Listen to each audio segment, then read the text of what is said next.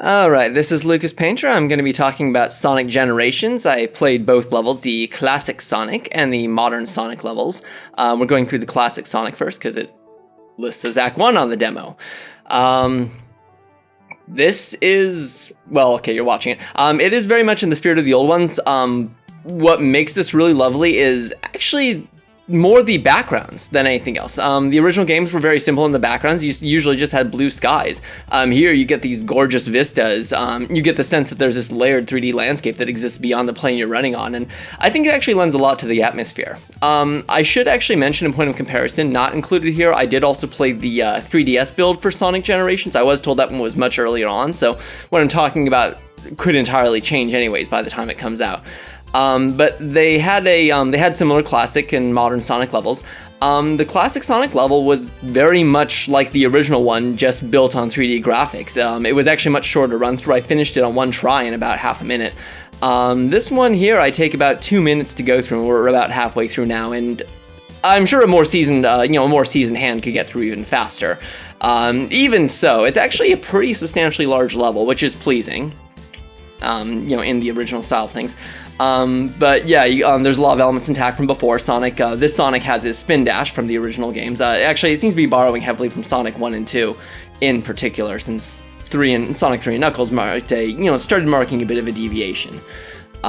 Even so, you get some new stuff. You get this sort of spiral, road that I just ran down. Most of the enemies are the same, and there's a part up ahead where they use the corkscrews that were from Sonic the Hedgehog 2. Yeah, it was actually a very pleasing game. I was actually very happy to play it, and I think it was the first time in a while a Sonic game made me smile, and part of it is the nostalgia factor. It feels like they're playing it safe, but it feels like they've got it down, and that was a problem Sonic the Hedgehog 4 had late last year, is that they were playing it safe in many regards, and it was still a pretty good game, depending on who you talk to, but it wasn't really fantastic.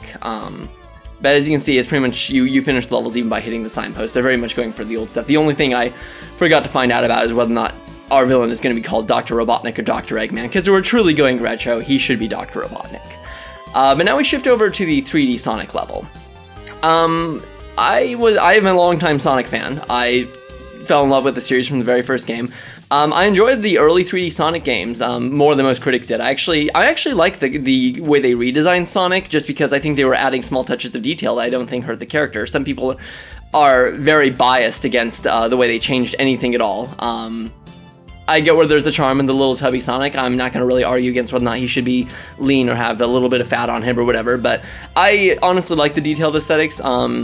Anyways, going on to the point here, this game obviously takes a lot from more recent Sonics. I just clumsily failed to do a slide, which was in Sonic Adventure 2, but if you did that effectively, you can actually slide right under a low, a low overhanging area and keep moving smoothly.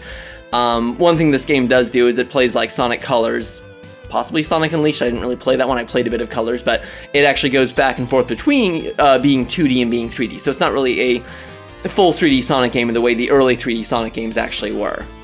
But the beautiful part about this is, as you can see here, you can actually see a lot of the Green Hill Zone that the classic Sonic isn't able to see because he's moving on a 2D track that's meant to be in vein of the old games. So here, this Sonic actually gets to go into this whole back area, where, of course, the rail grinding prevails. This Sonic doesn't have a spin dash, from what I was playing. He actually has a boost meter, which was something that was introduced on Sonic Rush on the DS, and from what I saw, he was using Sonic Colors as well. This is a part where a giant mechanical fish just chased me.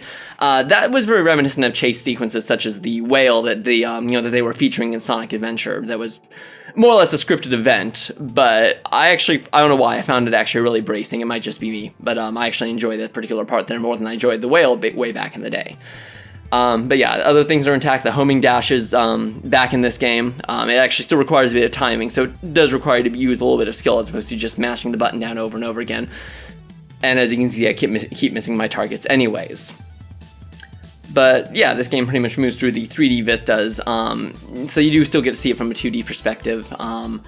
The only other thing I'll mention is I did also, of course, as I mentioned, play the 3DS version as well. That one was pretty much straight 2D all the time, whereas this one goes between being 3D and 2D. The 3DS version is playing more like the portable ones in the sense that it pretty much stays it safe and just goes as a side-scroller. I don't know if there's going to be any 3D movements, areas you move through in a more 3D perspective later on, but, whereas this game is going back and forth, that one does seem to be currently rooted in being a side-scroller, even with the, even with the modern Sonic levels. It's just he, of course, still trades off the spin dash for the boost and things like that.